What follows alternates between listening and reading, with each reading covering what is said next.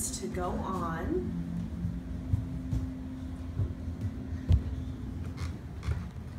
We now have a banister that goes across, matching the existing one that was already here. We need to redo the framing part right here because of the banister. It just didn't look right. So that's going to be fixed. I'm gonna have a light right here.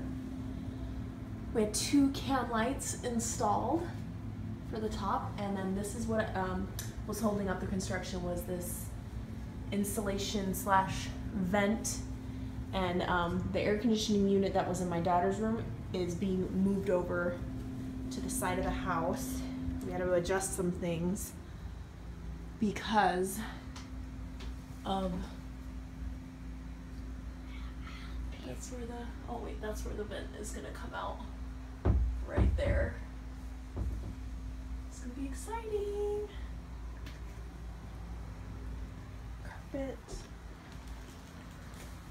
There's the window. So exciting. There's the new air conditioning unit